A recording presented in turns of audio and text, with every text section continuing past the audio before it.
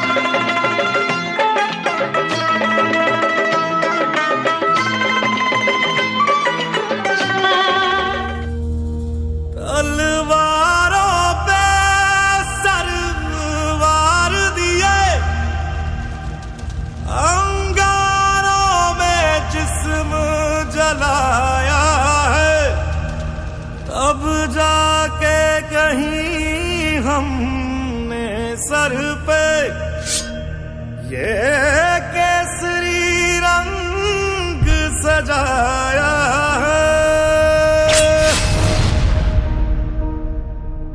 है मेरी ज़मीं अफसोस नहीं जो तेरे लिए 100 दर्द सहे महफूज रहे तेरी आन सदा चाहे जान मेरी ये रहे ना रहे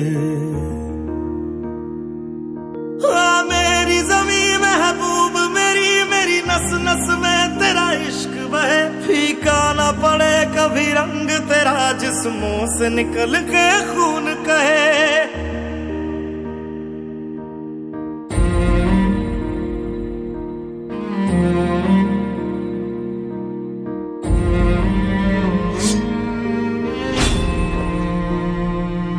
तेरी मिट्टी में मिल जावा गुल बन के मैं खिल जावा इतनी सी है दिल की आरज़ू तेरी नदियों में बह जावा तेरे खेतों में लहरावा इतनी सी है दिल की आरज़ू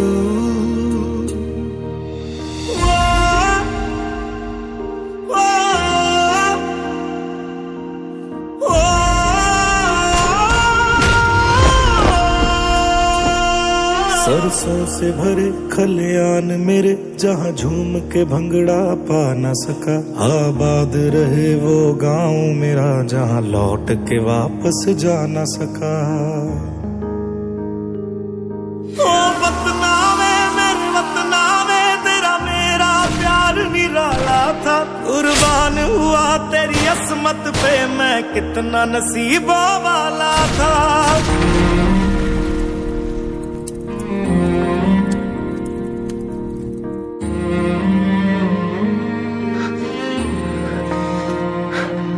तेरी मिट्टी में मिल जावा गुल बन के मैं खिल जावा इतनी सी है दिल की आरज़ू तेरी नदियों में बह जावा तेरे खेतों में लहरावा इतनी सी है दिल की आरज़ू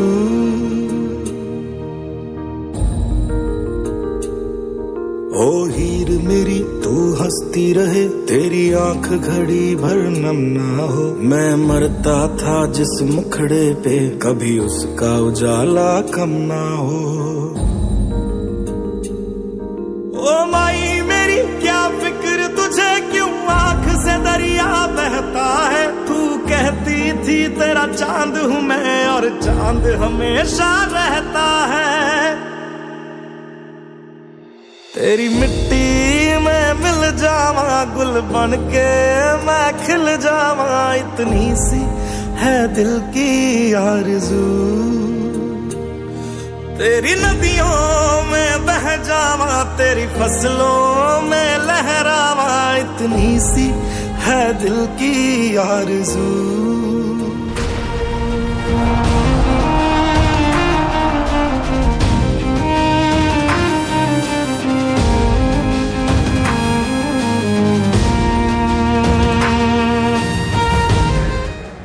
आदरणीय समस्त जनप्रतिनिधिगण सरपंच साहिबान जी उनके बेटे हैं सचिन राजेश विजय बेटी मंजू और उनके भाई उनका पूरा परिवार जो कि आज के ये ऐसा समय है कि श्रद्धांजलि देने के लिए मूर्ति अनावरण के लिए हम सब यहाँ पर एकत्रित हुए हैं और इस प्रोग्राम में मुख्य अतिथि के रूप में राजस्थान सरकार में मंत्री सम्माननीय जवाहर मैडम जी जिनको कि सिर्फ पहले मैंने फ़ोन किया था और कार्ड देने बाद में गए थे मैंने कहा साहब शहीद की मूर्ति का अनावरण है उन्होंने फ़ोन पे ही अनुमति दे दी आप सबकी भावनाओं को समझते हुए मैं उनका बहुत बहुत तहे दिल से आभार व्यक्त करती हूँ। परम सम्माननीय यहाँ से विधायक देवी सिंह जी और परम सम्माननीय प्रेम सिंह बाजोर जी दाताराम जी गुजर दाताराम जी जिला प्रमुख कमांडर साहब महलावत जी कमांडर साहब ऋषि यादव जी सूबेदार जी रमेश रावत जी महासिंह चौधरी जी यादराम जांगड़ जी देशराज खरेरा जी हीरालाल जी मूलचंद जी जयसिंह जी अंजलि यादव, हुकम जी, हमारे यहाँ से प्रधान सुमन सुभाष यादव जी, माड़ाराम जी, भीम सिंह जी, ब्लॉक अध्यक्ष राजेंद्र जी, माता दीन जी, सरपंच साहब पीसी रावत जी, धर्मवीर जी, धर्मपाल जी, भोमाराम जी, सुभाष सरपंच जी, जय सिंह सरपंच जी, नीरज जी, राजेंद्र जी, कृषि मंडी सदस्य देशराज जी, राजू ब्लॉक अध्यक्ष, जले सिंह जी, शिवलाल चौधरी जी और धनसी रावत जी ने तो स्वागत कर ही दिया। परम सम्मान्य सभी सम्मानित मंच और मेरे सामने उपस्थित जनता जनार्दन, आज का ये श्रद्धांजलि सभा है, मूर्ति का अनावरण है और इसमें सब उपस्थित हुए हैं। मैंने तो जितना कर सकते थे बानसूर के विकास में, आप मंच संचालक महोदय कह रहे थे कोई कमी राखी के ए गांव में, तो कोई कमी राखी को जिधर चालो जिधर से चाहो, ये कह दिया था कि भाई ये बोले कि हमारे तो आदिवासियों की तरह बूढ़ा बड़ा कहता मैं तो यही मर जाऊंगा, एंडे तो कालो रोड ही कौन देखांगा। तो मैं भी यह कह दी करने तुम तो नपुआ दो रास्तो, बोलो साहब अनुमति कटोरा में की पट्टा भी देता रहिए और बोलो चारों तरफ से रिंग रोड की तरह से पूरे माची ग्राम पंचायत, गूता, शाहपुर, अपने बहरोड तक, मैनपुर वाला रोड हो, इसरा का बास हो, रोड के तो चारों तरफ कोई कमी नहीं छोड़ी है। और माची को तो ग्राम पंचायत भी बना दिया, ग्राम पंचायत हेडक्वार्टर है यहाँ पर और बड़ा पशु चिकित्सालय भी है, उप स्वास्थ्य केंद्र भी है। तो यहाँ कोई ढाणी मेरे हिसाब से बची नहीं है, और बची है तो वो इसलिए बची है कि आपकी कमी से आपने या तो रास्ता नहीं दिया या नपुआ ही नहीं। और अभी भी एमएलए साहब बैठे, कोई बड़ी बात नहीं है क्योंकि ये शहीद की मूर्ति का अनावरण है और यहाँ पर कोई बीजेपी कांग्रेस नहीं होती। शहीद 36 कौम का होता है, हम सबका होता है, पूरे देश का होता है। शहीद में कोई पार्टीबाजी नहीं होती है। तो आज मंच पर आपने देखा कि जैसे रंग बिरंगी ऊपर थारा पर्दा लाग रहा है ना, यही रंग बिरंगी पार्टी से नेता बैठे से उन्हें सारा सारा एक सा कोई बात को नहीं है। अब मैं तो हमारे पहली बोलूं सूट देखो वीर बंधु दो चार एक ही से सगड़ा मोटियार बैठा चेंज। तो मैं सोची मैं ही पहली ले लूं और मैं ज्यादा भाषण नहीं दूंगी आज की इसमें।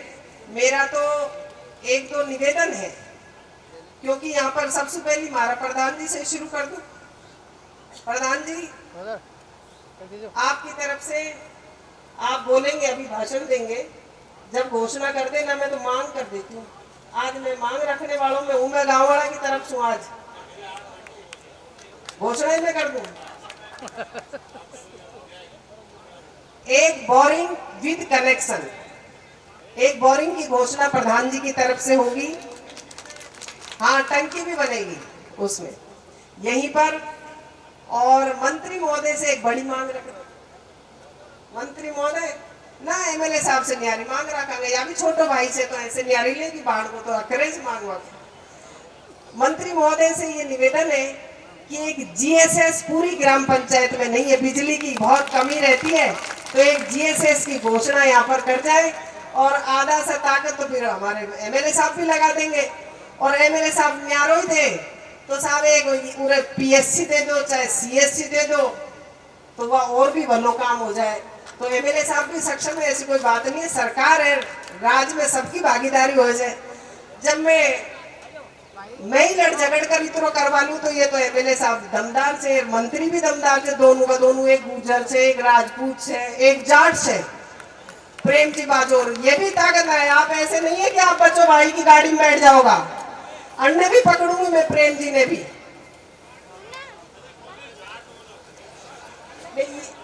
ये राजपूत हो गए ना, दो राजपूत हो गए, एक वो गुजर हो गया। अच्छा सॉरी, चलो उसके लिए तो कोई बात ना है, तो थे दो ठाकर होगा। अब तो करो, राजपूत रेजिमेंट में ये था, 19वीं राजपूत रेजिमेंट में थे, तो दो राजपूत खाली हाथ नहीं जाने देंगे। घोषणा करूंगा आज उरे की उरे। भाई मेरी सरकार में तो मैं तो देखो सबके लिए करी। मेरे विधायक काल में जितने शहीद हुए, कैसे हुए, क्या हुआ, मैंने कोई नियम नहीं लगाया। सबको जितना हो सकता था 4-4 लाख रुपए स्मारक बनाने के लिए और जिसने जो मांग रखी वो पूरी मांग करी। सड़क मांगी, बोरिंग मांगी, अस्पताल मांगा, पीएससी, सीएससी, ग्राम पंचायत, जो मांगा सो दिया। कभी भी जातिवाद का ये नहीं किया कि इस गांव में ये नहीं देंगे। और शहीद तो सबका है। मैं इतना ही कह करके आपसे यही कहती हूँ, आप यहाँ पधारे, आपका तहे दिल से हार्दिक अभिनंदन करती हूँ, स्वागत करती हूँ बहुत बहुत। और शहीद के लिए 2 लाइन में लिखती भी हूँ, बोलती भी हूँ थोड़ा बहुत, कि रोज रोज घटना दुर्घटना बीमारी से मरते हैं, उसे मौत कहते हैं। अपने जिस्म से भारत माता का लहू से तिलक करते हैं, उसे शहीद कहते हैं, उसे शहीद कहते हैं। जय हिंद। बहुत बहुत धन्यवाद।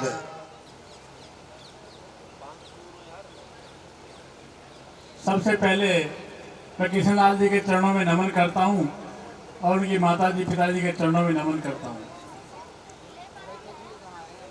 मंच पर विराजमान सम्मानित मंच, मेरे को समय कम मिला है इसलिए मैं सबका नाम नहीं लूंगा, बाकी जानता हूं मैं सभी को हूँ, परिचित हूँ। सामने बैठे पिता तुल्य बुजुर्गों, माताएं बहनों, युवा साथियों,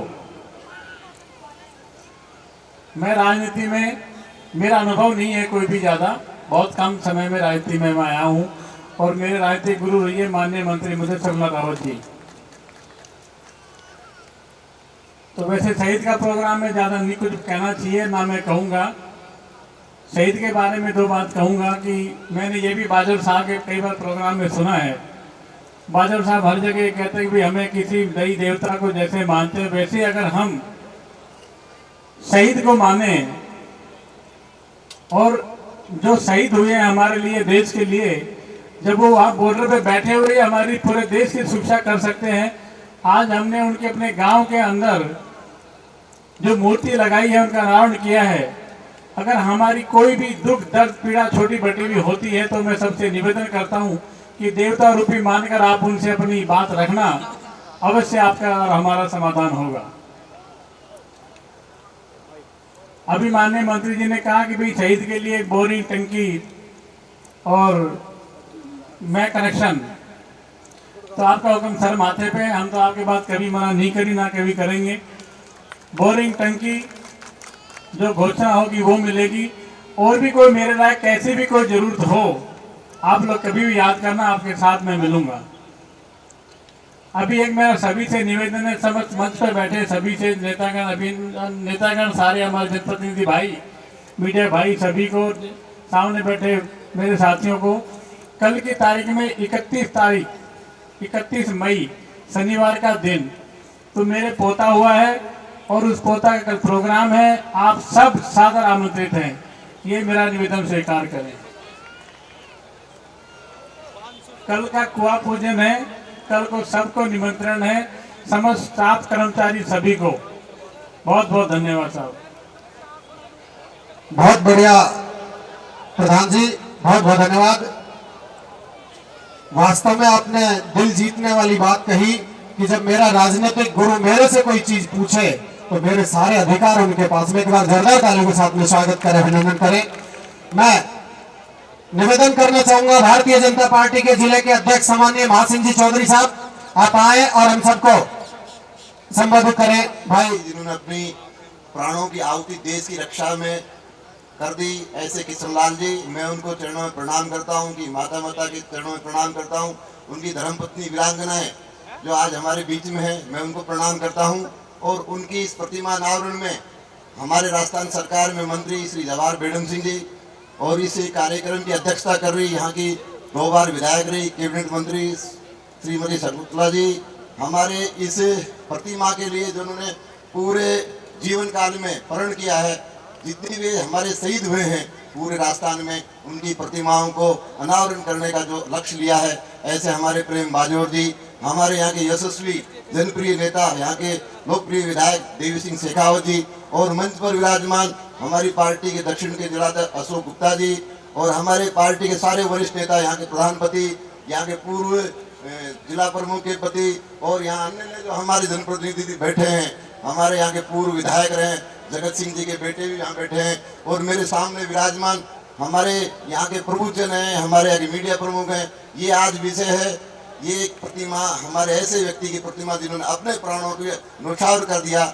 उनको हम सब नमन करने आए हैं। हमारे बीच में कसाना जी पूर्व विधायक, पूर्व संसद सचिव पधारे, उनका भी स्वागत अभिनंदन है। बंधुओं, जिन्होंने अपनी प्राणों की आहुति देश के लिए दे दी है, उन सबको, हम सबका धर्म है, हमारा कर्तव्य है कि उनके परिवार की देखभाल करना, उनके परिवार की साल संभाल करना। क्योंकि जिस व्यक्ति ने अपने जीवन को हमारी रक्षा के लिए देश की सीमाओं पर न्यौछावर कर दिया, देश की सीमाओं पर अपनी बलिदान दे दिया।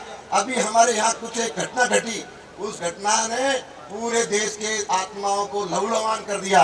पहलगांव में निर्दोष हमारे नागरिकों की हत्या की और उनका बदला लेने के लिए हमारे सैनिकों ने, हमारे यशस्वी प्रधानमंत्री ने ऐसा लक्ष्य उनको दिया कि आपको समय की छूट है, स्थान की छूट है, आपको हर चीज की छूट है। उनको ऐसा जवाब देंगे कल्पनाओं से बाहर। हमारे सैनिकों ने, तीनों सेना अध्यक्षों ने मिलकर ऐसा हमने उनको प्रहार किया, ऐसा चोट पहुंचाई, उनको त्राही कर दिया। ये सब हमारे सैनिकों की बदौलत है। हमारे तीनों सेना अध्यक्षों ने जो पूरे विश्व में इन सैनिकों के बलबूते पर हिंदुस्तान की शान बढ़ाई। हम सब पूरे तिरंगा लेकर पूरे देश में निकले हुए हैं। आज हम सब इसी उससे आए हैं कि हमारे इस शहीद ने देश की रक्षा के लिए आहुति दी है। हम सब उनको नमन करते हुए, सीमाओं की मर्यादा है, बहुत वक्ता है, मैं सब पूरे ग्राम वासियों को और ये आयोजन को जो कर रहे हैं उनको सबको धन्यवाद देता हूँ। हम सबका इतना अवसर दिया, सबका धन्यवाद। जय हिंद, जय भारत, जय हिंदुस्तान। बहुत बहुत धन्यवाद। सरकारें सदैव आपके अधिकारों के लिए लड़ती रही है और उनका कर्म भी है और उनका धर्म भी है। इसी क्रम में मैं निवेदन करना चाहूंगा, विवेकानंद की धरा खेतरी से चल करके हमारे बीच में हम सबको मार्गदर्शन देने के लिए पधारे पूर्व विधायक सम्मानीय दाताराम जी से आग्रह करूंगा कि आप आए और हम सबको संबोधित करें। सम्मानीय दाताराम जी, विधायक खेतरी। भारत माता की, शहीद के प्रोग्राम में आओ और फिर भारत माता की जय जोर से नहीं बोले ना तो शहीद का अपमान होता है। भारत माता की जोर से बोलो तो उनकी आत्मा को ये महसूस होता है कि पीछे से हमारे लोग हमारे चिंतन कर रहे हैं, हमारे परिवार के साथ में सब मिलकर बैठे हैं, हमारे विषय में चर्चाएं कर रहे हैं।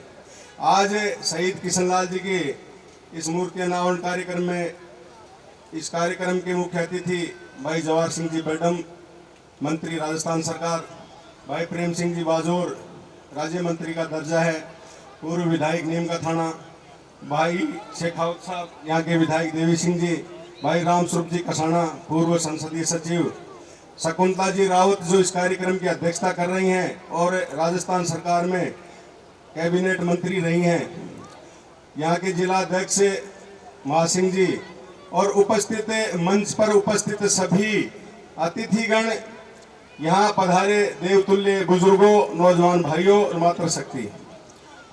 शहीदों के कार्यक्रम में इस प्रकार से गैर राजनीतिक कार्यक्रम आयोजन होते हैं, उसमें निश्चित रूप से इस देश की एकता और अखंडता का संदेश जाता है।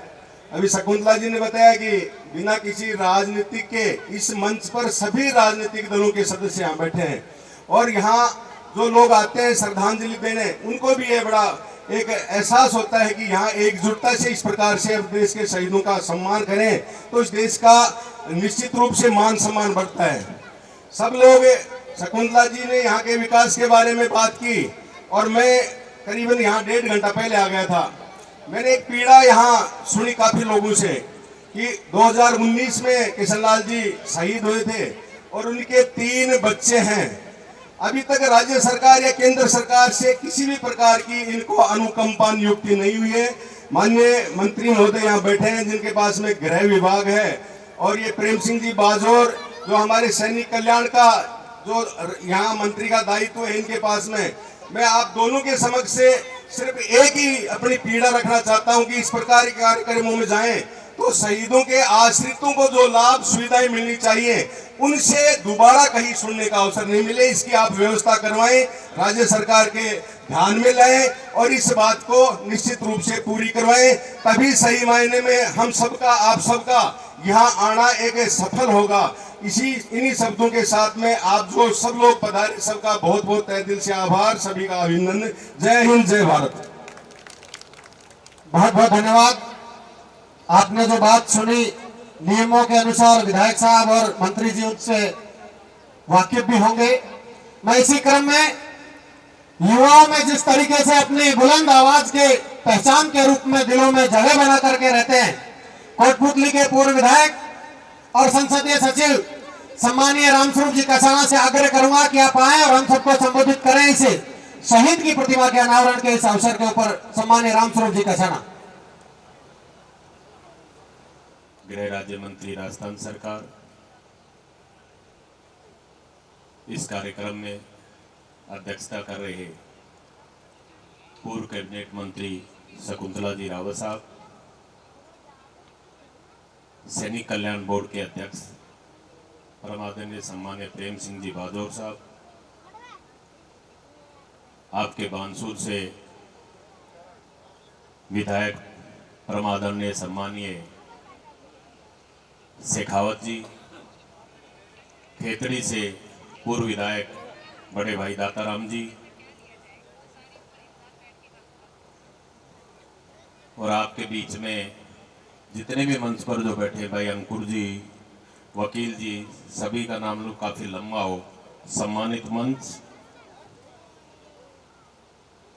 सभी बुजुर्गों का मेरा राम राम, नौजवान साथियों को नमस्कार और मेरी मातृशक्ति को मेरा नमन।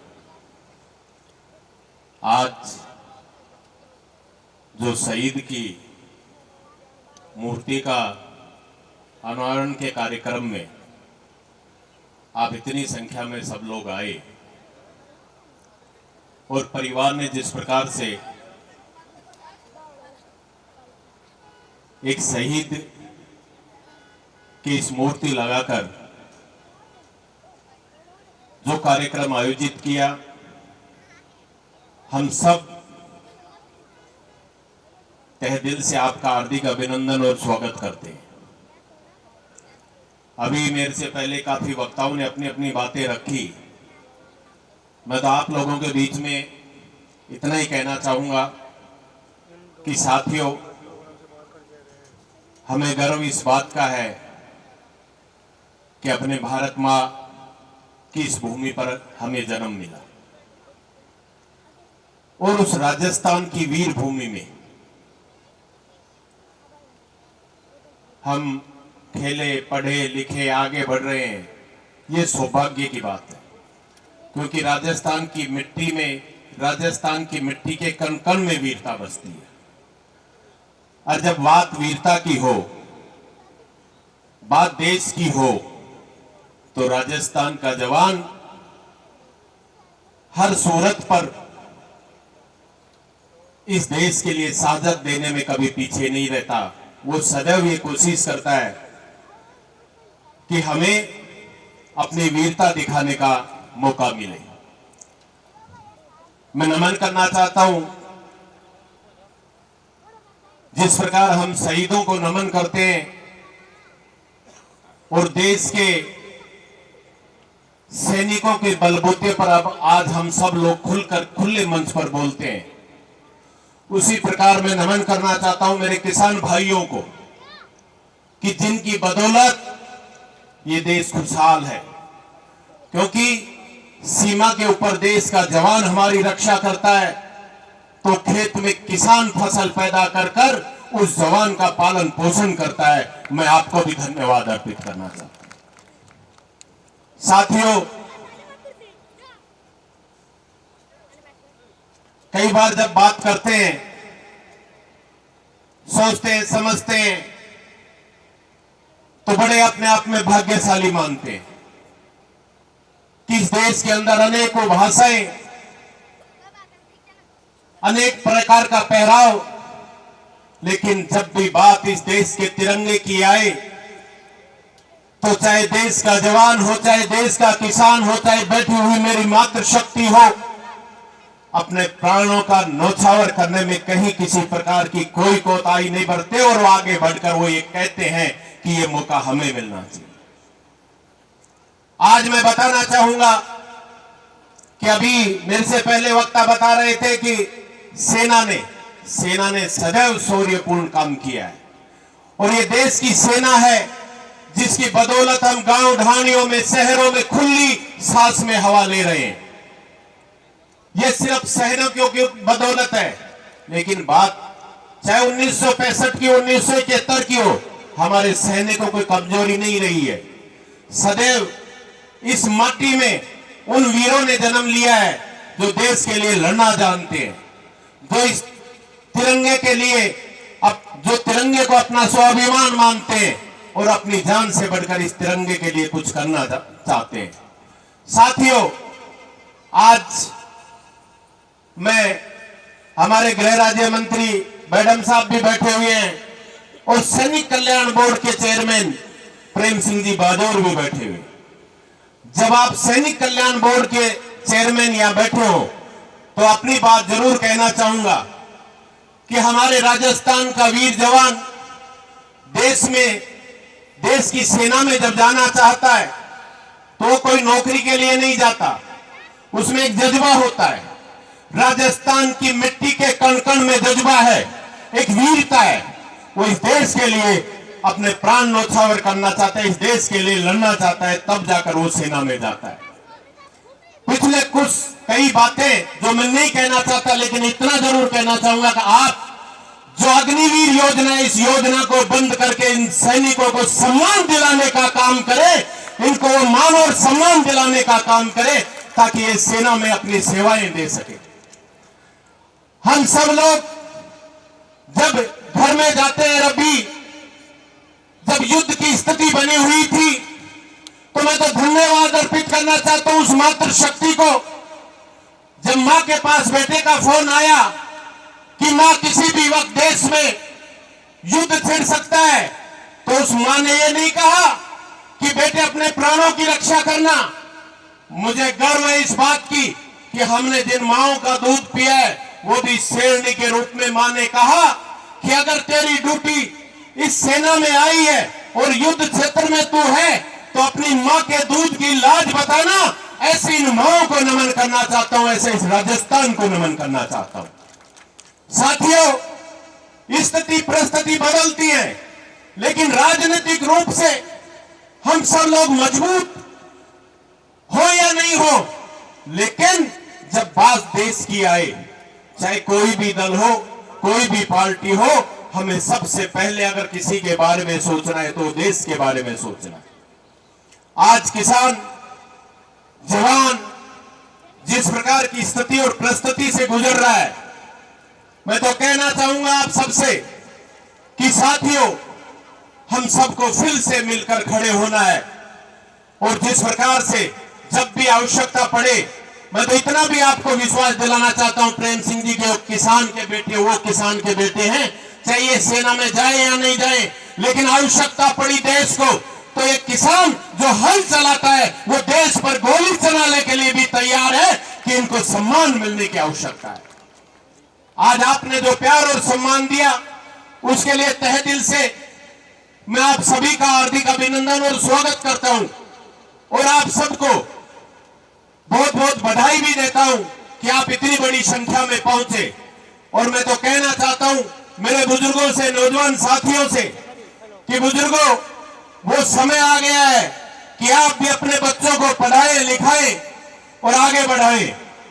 हम जिस प्रकार से या तो खेत में काम करते थे या सेना में काम करते थे, लेकिन जिस प्रकार से हमारा विकास जो रुका, आज आवश्यकता है कि आपके बेटे और बेटियां भी पढ़े लिखे, उन पदों पर जाकर बैठे जहां गांव का विकास रुका है, जहां ढानियों का विकास रुका हुआ है।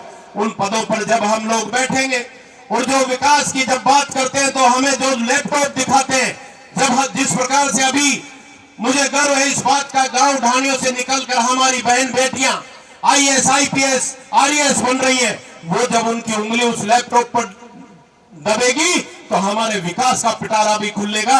और आपको इसी भावनाओं के साथ खासतौर से मैं युवा साथियों से भी कहना चाहता हूं, मेरे युवा साथियों, इस संसार में, इस पृथ्वी से अगर अधिक भार किसी का है तो वो मां का है, और आसमान से भी ऊंचा कद अगर किसी का है तो वो पिता का है। अगर उनकी भावनाओं के अनुरूप आप सबको शिक्षित होना है, अच्छे संस्कारों के साथ आगे बढ़ना है, इस देश के नाम रोशन करना है, और जब भी आवश्यकता पड़े तो हम सब मतभेद भुलाकर एकता के साथ इस तिरंगे के नीचे चले, यही हमारी सबसे बड़ी पहचान है। आपने जो मान और सम्मान दिया उसके लिए धन्यवाद। जय जवान जय किसान। राम राम साहब। बहुत बहुत धन्यवाद। जो हर शहीद को सम्मान देते हैं पूरे राजस्थान में देते हैं, और अभी इस महीने में दूसरा तीसरा प्रोग्राम ये बानसूर में है। पूरे राजस्थान में घूमते हैं और अपने निजी खर्चे से आप विश्वास नहीं कर सकते उतना इन्होंने खर्चा आज तक कर दिया, और हमेशा सैनिकों को सम्मान देने के लिए, उस परिवार को संबल देने के लिए जहां भी बुलाया जाता है कहीं भी चूक नहीं करते। ऐसे हमारे प्रेम सिंह जी बाजोर साहब, हम सबके बीच में हमारे यहाँ से विधायक और कैबिना मंत्री रही आदरणीय शकुंतला जी रावत साहब, हमारे खेतड़ी से पूर्व विधायक दाताराम जी गुजर साहब, हमारे सीकर से जिला प्रमुख रहे श्री दाताराम जी गुजर, कमांडर मेलावत जी, कमांडर ऋषि यादव जी, सूबेदार राम सिंह जी, अध्यक्ष सैनिक लीग बानसूर, हमारे भाई महासिंह जी चौधरी जिला अध्यक्ष, रमेश रावत जी भाजपा नेता, हमारे यादराम जी जांगल साहब, देशराज जी खरेरा साहब, हीरालाल जी रावत साहब, मूलचंद जी गुजर साहब, हमारी महिला नेता अंजनी यादव जी, हुकम जी फागना साहब, अंकुर जी दायमा साहब, डॉक्टर महिपाल जी, हमारे अलवर जिला भाजपा अध्यक्ष अशोक जी साहब, हमारे आदरणीय डॉक्टर शशिकांत जी बोरा साहब, हमारे कोटपुतली से मंत्री रहे भाई रामस्वरूप जी साहब, हमारे बानसूर से प्रधान सुभाष जी साहब, माड़ाराम जी मंडल अध्यक्ष, भीम सिंह जी, राजेंद्र प्रसाद जी, माता दीन जी सरपंच साहब, माता दीन जी प्रधान साहब, शिवलाल जी चौधरी साहब, पीसी रावत जी, और हमारा संचालन कर रहे एडवोकेट विकास जांगल जी। आज ये शहीद प्रतिमा के अनावरण का प्रोग्राम, और हम सब ने देखा कि जब देश के अस्तित्व का संकट होता है, जब देश की संप्रभुता, उसकी स्वतंत्रता को चुनौती दी जाती है, तो हमारे वीर सैनिक उस देश की रक्षा करने में आड़े आते हैं। अभी हमने देखा पहलगाम में निर्दोष हमारे सैलानी भाइयों की हत्या हुई, उस कश्मीर में जहां 370 धारा मोदी जी के नेतृत्व में हटी, वहां बड़ा कायराना हमला हुआ, और उसका सटीक जवाब देते हुए 4 दिन में पाकिस्तान को घुटनों पर ला दिया, और पूरे विश्व में पाकिस्तान हाथ जोड़ता फिरा। तब जाकर उसे आगे की चेतावनी देकर, और एक बार ये युद्ध विराम है, भारत की कोशिश है कि भारत को कमजोर करने वाले जितने देश हैं उनको भी कमजोर किया जाए, और सैनिक शक्ति उसकी बढ़ाई जाए भारत की। इस दिशा में भारत बड़ी ताकत से बढ़ रहा है, और हमारे सैनिक भाइयों ने अद्भुत पराक्रम दिखाया, और 4 दिन में पाकिस्तान में सटीक निशाने लगाए। देश की स्थितियां आपसे छिपी हुई नहीं है। देश सैन्य रूप से जब भी मजबूत होगा, जब आर्थिक रूप से सशक्त होगा। हम अपने मकान जब भी बना पाएंगे जब रोटी कपड़ा अपना पूरा होगा, उसके बाद मकान का नंबर आता है। तो सेना चलाने के लिए, सैन्य बल बढ़ाने के लिए देश की आर्थिक स्थिति बहुत ही मजबूत होना आवश्यक है। और मुझे ये बताते हुए बड़ी खुशी है, आजकल सब लोग पढ़े लिखे हैं, सोशल मीडिया जुड़े हैं, सब तरह से जुड़े हुए हैं। भारत, यूके जिसने हम पर राज किया, इंग्लैंड को पीछे छोड़कर 5वें नंबर पाया, और अब जापान को पीछे छोड़कर आर्थिक स्थिति में भारत 4थे नंबर पर आएगा। बहुत जल्द, शायद इन 5 सालों में ही भारत तीसरे विश्व शक्ति इस दुनिया की हो। इस सरकार में चाहे राफेल हो, चाहे स्वीडन की पनडुब्बियां हो, और चाहे गोला बारूद, चाहे उत्तम किस्म के हथियार, मोदी जी के शासन में कोई हथियारों की कमी नहीं रखी। सैनिकों को सम्मान देने में कोई कसर नहीं रखी। हमारा ये परिवार अपने आप को सक्षम महसूस करे। हम सर जो यहाँ बानसूर की और ये पूरे देश के आदरणीय होते हैं, सैनिक होते हैं जो, और आज हम सब लोग इसीलिए इकट्ठे हुए हैं। और कहा भी जाता है, शहीदों की चिताओं पर लगेंगे हर वर्ष मेले, वतन पर मिटने वालों का यही आखिरी निशान। कृष्ण भगवान ने भी सबसे अच्छी जो मौत बताई है, वो देश की सेवा करते हुए अगर मौत होती है तो वैसी होती है। तो ये लोग बड़े भाग्यशाली हैं और जिंदा देवता हैं।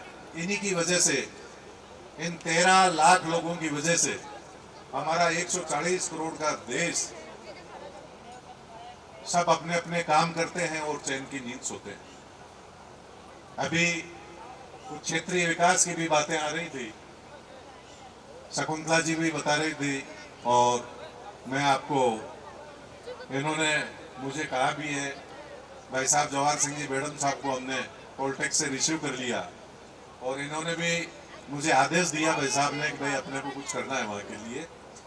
तो मैं आप लोगों की सेवा के लिए बना हूँ, और पूरे क्षेत्र का विकास हमारा सपना है। 36 कौम हमारा भाईचारा है। हमारी सबसे ज्यादा प्राथमिकता इस बानसूर की शांति व्यवस्था, कानून व्यवस्था, बानसूर का विकास।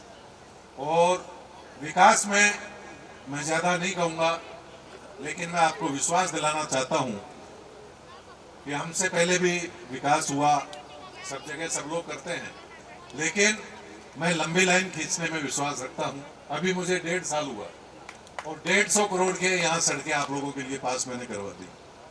5 साल होने दें, जितनी भी डिमांड है मैं कोशिश करूँगा। भाई साहब का निर्देश है, आदेश है मेरे लिए कि यहाँ GSS की मांग है।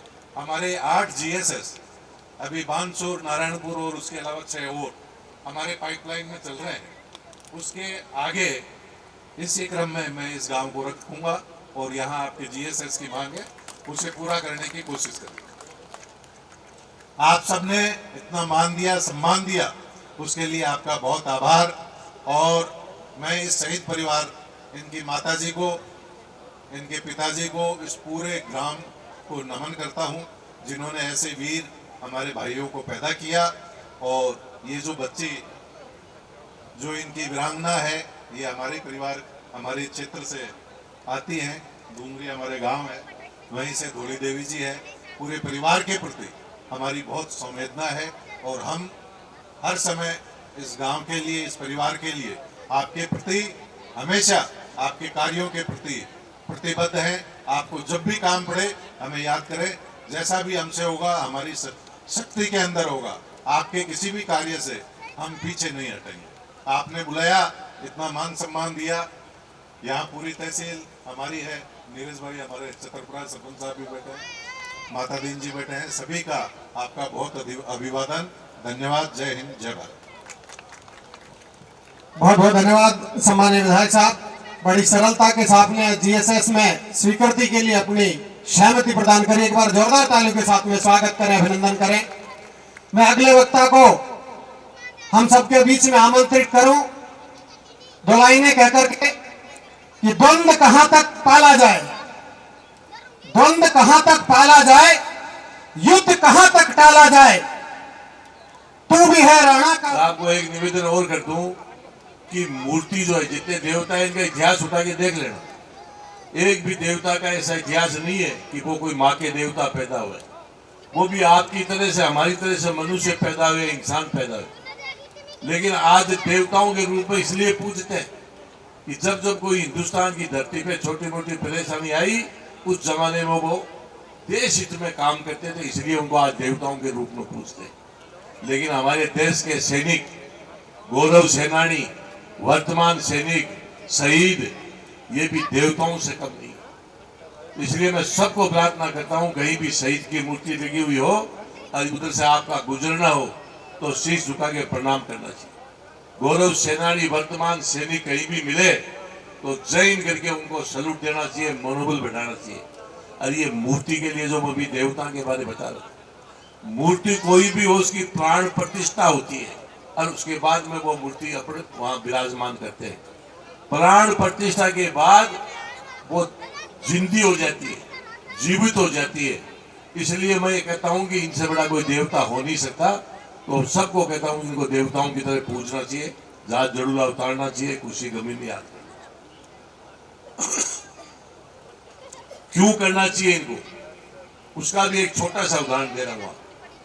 ये 140 करोड़ का देश है और इस देश में जितने हिंदू रहते हैं, ये बात जो मैं रख रहा हूं ऑन रिकॉर्ड की बात रख रहा हूं, ना कि कोई भाषण दे रहा। और इस देश में जितने हिंदू रहते हैं, जितने अपने मोमडन भाई रहते हैं, जितनी जनसंख्या हिंदुओं की है, उसके मुताबिक बीमार होके जो हॉस्पिटलों में भर्ती होते हैं, चाहे वो प्राइवेट हो चाहे सरकारी हो, सरकार के पास सबका आंकड़ा होता है। तो हिंदू जो है होना चाहिए, उससे ज्यादा जाते हैं हॉस्पिटलों में, ज्यादा भर्ती होते हैं। और अपने मोमडन भाई है इस देश में, उनकी जितनी जनसंख्या है उसके मुताबिक बीमार होके हॉस्पिटल में उनको भर्ती होना चाहिए, उससे कम जाते हैं, बीमार कम होते हैं। जबकि सबको पता है कि हिंदुस्तान में हिंदू ज्यादातर गांवों में रहते हैं, खुली आब हवा मिलती है, देसी खाना खाते हैं, बीमार होने का कोई कारण ही नहीं बनता। और अपने मोमडन भाई जो इस देश में रहते हैं ज्यादातर शहरों में रहते हैं, कंजस्टेड एरिया होता है, खाना खाते हैं, मुझे बताने की जरूरत नहीं, सबको पता है क्या खाते हैं। तो कायदा ये कहता है कि उनको ज्यादा जाना चाहिए, उनको ज्यादा बीमार होना चाहिए, लेकिन ये उल्टा हो रहा है। ये उल्टा हो रहा है, इसका कोई बहुत बड़ा कारण नहीं है, छोटा सा कारण है, इसको समझने की आवश्यकता है। आज के 1400 साल पहले पूरे विश्व में कहीं भी निवाज नहीं पढ़ी जाती थी, कोई निवाज जानता भी नहीं था कि कोई निवाज भी कोई चीज होती है। लेकिन ये मोमडन्स के जो बुजुर्ग है ये होशियार थे, उस जमाने में योगा को हाईजेक किया और हाईजेक करके पूरे अपने समाज को समझाने में कामयाब हो गए कि अपना धर्म है 5 वक्त की नमाज अदा करना, धर्म के साथ जोड़ा। इसलिए सुबह कोई आधी घंटा योगा कर ले, खेत में कोई काम कर ले, मैं गारंटी से कह रहा हूँ 24 घंटे में एक बार पसीना निकाल ले, भगवान उसकी उम्र से 80 साल लेके 100 साल पहले वो नहीं जाएगा। तो ये मोमडन भाई ये 5 बार पसीना निकालते हैं निवाज के माध्यम से। कितना भी काम हो, आपके घर आया हो और निवाज का टाइम हो गया तो वहीं तौलिया बिछा करके निवाज चालू कर दे। तो इसलिए मैं आपको कह रहा हूं कि उन्होंने धर्म के साथ जोड़ा, इसलिए आज पूरे विश्व में उनके समाज को फायदा मिल रहा है। इन जब तक शहीदों को पर धर्म के साथ नहीं जोड़ेंगे, आपका हमारा भी भला नहीं हो सकता, इस देश का भी भला नहीं हो सकता। इसलिए मेरी प्रार्थना है कि इनको जात जड़ूला उतारना, धर्म के साथ जोड़ना, ये करना चाहिए। सरपंच साहब यहाँ विराजमान है, आप सब मौजूद लोग भी यहाँ बैठे हैं, आपको भी प्रार्थना करता हूँ कि आप लोगों को एक दरी पे बैठ के तय करना चाहिए कि हमारे यहाँ से जब भी कोई बारात छटेगी तो सबसे पहले दूल्हा शहीद के धोख लगाएगा, उसके बाद में आगे बारात जाएगी। और यही नहीं, दूल्हा दुल्हन लेकर के जब घर में आए तो घर में प्रवेश करने से पहले वहां शहीद का आशीर्वाद ले, उसके बाद में घर में प्रवेश करें। ये प्रयास भी आप सब लोगों को बैठ के एक दरी पे बैठ के करना चाहिए। माता बहने बेटी है उस साइड में, धर्म के प्रति आस्था उनकी ज्यादा होती है। मैं आपको विशेष तौर से रिक्वेस्ट कर रहा हूं कि जब भी कोई गाय भैंस बकरी छोटी मोटी आपकी बीमार हो जाए तो एक नारियल लाना बाजार से, घर पे रख लेना, मन में तय कर लेना कि हमारी ठीक हो जाएगी, दूध दे देगी तो ये नारियल हम जाके शहीद के चढ़ाएंगे। मैं गारंटी से कह रहा हूं इस मंच के माध्यम से, आप एक बार प्रयास करना, आपको फायदा ही फायदा मिलेगा, नुकसान नहीं होगा। और यही नहीं, अब एक बात आपके बीच में लग रहा हूं, ये बहुत जोरदार बात है, इसको यदि ग्रहण कर लिया, सीख लिया, समझ लिया तो फायदा ही फायदा है, नुकसान नाम की चीज नहीं। साल में एक बार परीक्षा आती है, परीक्षा के टाइम पे सब माँ बाप की जिम्मेदारी है। आजकल के बच्चे बहुत बढ़िया नंबर ले रहे हैं, लेकिन सबको पता है कि धीरे धीरे अपने संस्कार भी खोते जा रहे हैं। परीक्षा का टाइम आए तो अपने बच्चों को कहे बेटा सबसे पहले नहा धो के शहीद के धोख लगाना और उसके बाद में स्कूल में परीक्षा देने के लिए जाना। जो बच्चा यहां धोख लगाएगा उसका अंदर से ये हृदय परिवर्तन होगा, और जिस बच्चे का हृदय परिवर्तन होता है उसका ऑटोमेटिक माइंड वॉश होगा। और जिस बच्चे का माइंड वॉश और उस टाइम बेली को पेपर देगा, परीक्षा लिखेगा, तो 65 वाले के 95% नंबर आएंगे। आप चाहे प्रयास करके देखिए। तो ये इस प्रकार का काम भी अपन को सबको मिलकर करना चाहिए। देखो, जीवन में मनुष्य के 3 पन्ने होते हैं। पहला पन्ना वो होता है कि मनुष्य जब धरती पे पैदा होता है तो उसका नाम उसमें ऑटोमेटिक अंकित हो जाता है। एक होता है लास्ट पन्ना। लास्ट पन्ना वो होता है कि मनुष्य पैदा होने के बाद उसका स्वर्गवास होता है, तो उस पन्ने पे ऑटोमेटिक लिखा जाता है कि आज उसका स्वर्गवास हो गया। एक होता है बीच का पन्ना। बीच का पन्ना वो होता है कि वो पैदा हुआ तब से लेकर के स्वर्गवास हुआ, इसके बीच में क्या क्या काम किए, वो सारी बातें उस ऑटोमेटिक उस पन्ने पे अंकित होती है। और आप और हम सब लोग समय समय पे उस पन्ने को पढ़ते रहते हैं। कैसे पढ़ते हैं उसका एक छोटा सा उदाहरण। जब कोई गांव में बूढ़ा बुजुर्ग चला जाता है, अपन दाह संस्कार में जाते हैं, दाढ़ी बांध के बैठ जाते हैं, 5 इधर 2 इधर 10 इधर, 10 दाह संस्कार होता रहता है। तो वहां पर चर्चा करते हैं, अरे बहुत भला आदमी था, गांव में न्याय करता था, लोगों की सेवा करता था। उस पन्ने को पढ़ते हैं, उसके जो कर्म किए हुए ना उसको वहां बैठे बैठे चर्चा करते। हर गांव में लेगा था उठाईगरा भी मिल जाएगा आपको, जो सारा गांव ने टाके लगा के गणा थाना में, गणा तहसील में, गणा कटे बयान का वो शुरुआत होगी। जहाँ पे दाढ़ी बांध बैठे की जगह धीरे धीरे चर्चा करे, सत्यानाश जाएगी चले जो बहुत बड़ी, सारा गांव ने दुखी रखा। तो ये मनुष्य जीवन बहुत कठिन से मिलता है, मुश्किल से मिलता है। यदि आप किसी की मदद करते हो तो बहुत बढ़िया, मदद भी नहीं करें तो कम से कम बुराई किसी की नहीं करनी चाहिए।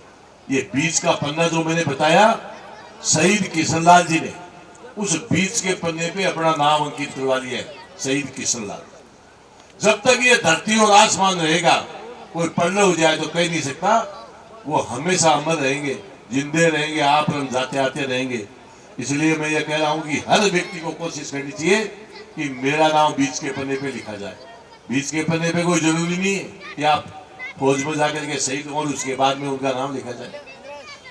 बीच के पन्ने पे उन लोगों का नाम भी लिखा जाता है जो IAS बन गए, IPS बन गए, कोई हाई कोर्ट, सुप्रीम कोर्ट जज बन गए, जनरल बन गए, जो बड़ी बड़ी पोस्टों पे जाते हैं। चाहे सरकार किसी की भी आए, किसी की भी जाए, उन लोगों को जब भी वो पन्ना पलटोगे तो उनका नाम हमेशा उसमें अंकित मिलेगा।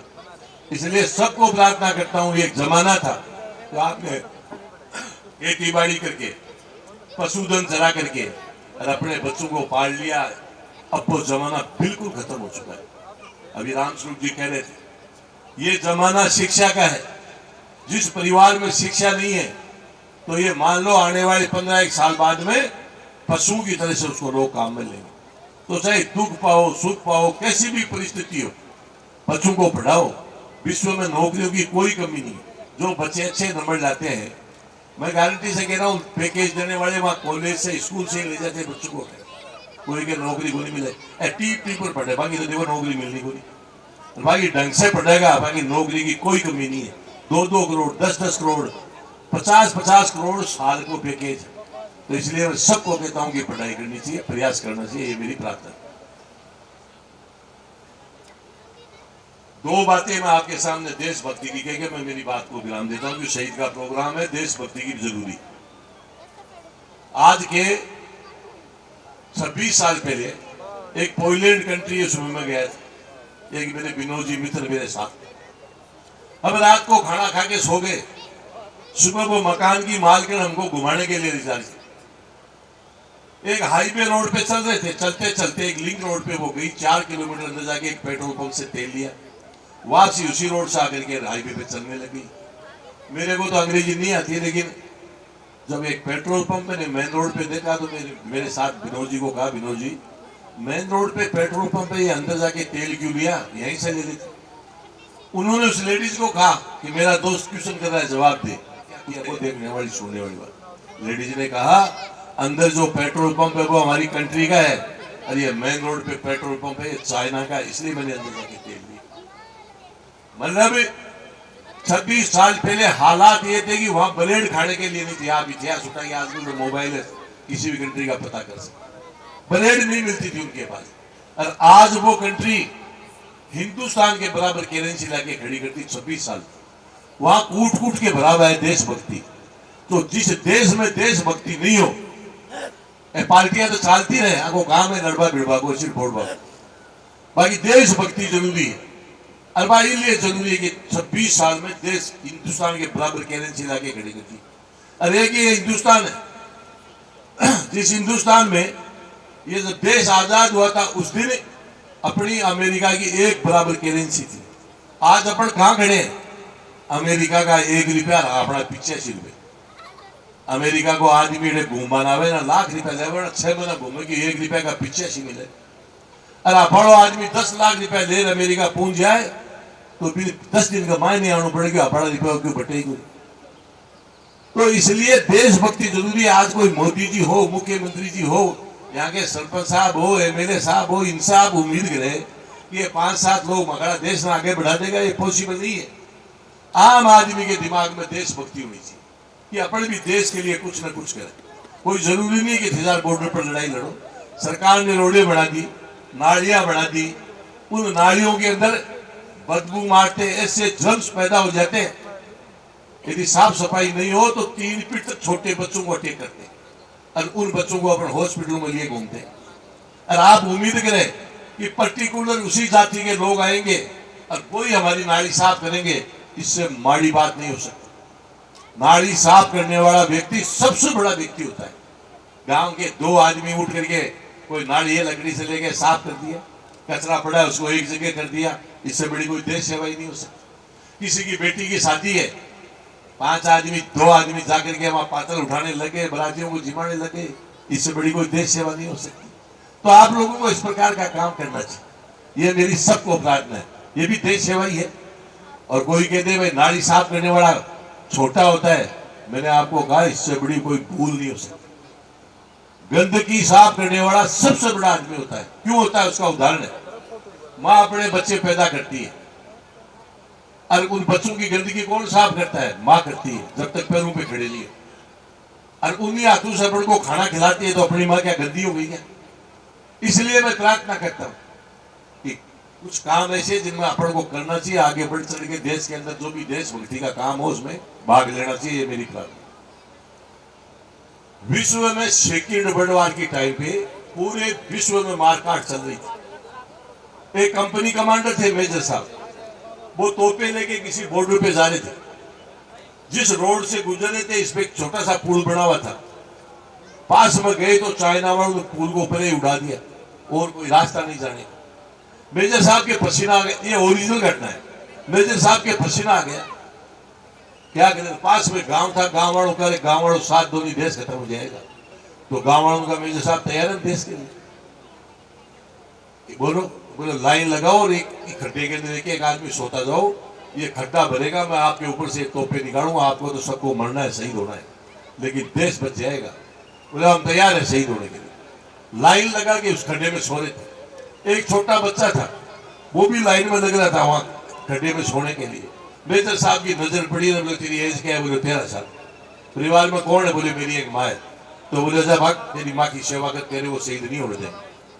वो दौड़ के अपनी माँ के पास गया और माँ को कहा, माँ आज मैं देश के काम आना चाहता था, लेकिन तेरे कारण से मौका नहीं मिला। तो उसने बताया क्यों? तो उसने बताया कि ऐसे ऐसे बात हुई। उसकी माँ ने क्या किया वो सुनने वाली बात है। उसकी माँ ने उठाया, मुंह में जहर लिया और जहर लेकर के अपने बेटे को कहा, जा बेटा कह दे तेरे मेजर को कि मेरी माँ इस दुनिया में नहीं, जा देश के काम आ। वो बच्चा भी सही।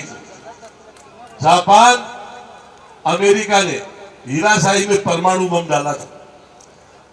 आज भी स्थिति यह है कि वहां अनाज पैदा आज भी नहीं होता, परमाणु बम का इतना बड़ा नुकसान हो। बच्चे वहां लूले लगड़े पैदा होने लगे थे, हालात बहुत खराब थे। उसके बावजूद भी जापान वालों ने देशभक्ति कूट कूट के भरी हुई है, उस देश को खड़ा कर लिया। आज विश्व के अंदर टेक्नोलॉजी के मामले में सबसे अग्रणी कंट्री है। और कानून बना रखा है उन्होंने, कोई भी राष्ट्रीय अध्यक्ष किसी भी कंट्री का जाएगा तो सबसे पहले शहीद स्मारक पे जाके धोख लगाएगा, उसके बाद वो आगे बढ़ेगा। शादियां करते तो अपनी तरह से नहीं, वहां शहीद स्मारक पे जाते हैं, एक दूसरे के माला डाल के शहीद को साक्षी मान के शादी करते हैं और वो शादियां बर्नाट बन चलती है। तो इसलिए मेरी सबको प्रार्थना है कि कुछ न कुछ अपन को देश के प्रति भी छोटा मोटा करना चाहिए। एक छोटा सा चुटकुला सुना के मेरी बात को विराम देता हूँ। एक कोई फौज में सिपाही था, लेह लद्दाख में उसकी ड्यूटी थी। पहाड़ में वो 4-5 किलोमीटर ऊपर उसकी ड्यूटी थी। डेली नीचे उतरता था पैदल पैदल, और नीचे एटीएम लगी हुई थी, उसमें 100 का नोट डालता था। दूसरे दिन उतरता था, 100 का नोट निकालता था। तो वहाँ चाय पान की दुकान वालों कह रहे, फौजी साहब आप इतनी दूर से आते हो, डेली जाते हो, एक दिन में निकाल लो मैंने भाई का पैसा। अरे बोले भैया बात ऐसी नहीं है, मैं एक दिन 100 का नोट डालता हूँ, मेरी धर्मपत्नी को पता चल जाता है कि मैं अभी जिंदा हूँ। दूसरे दिन निकालता हूँ तो मेरी धर्मपत्नी को पता चल जाता है। तो ये सेना में जो लोग जाते हैं अपने परिवार के होते हैं, चाहे वो नौकरी करने के लिए जाए, लेकिन जब इनकी ट्रेनिंग होती है तो इनका माइंड वॉश कर दिया जाता है। इनके देश के अलावा कुछ दिखता ही नहीं, सबसे पहले देश दिखता ही। तो इसलिए मैं प्रार्थना करता हूं कि इनसे बड़ा कोई देवता नहीं हो सकता, इनसे बड़ा कोई, सबकी 36 बिरादरी की जिम्मेदारी है। कई बार देखते हैं हम शहीदों में, मेरे को भी गुस्सा भी आता है, एक जाति के लोग पट्टी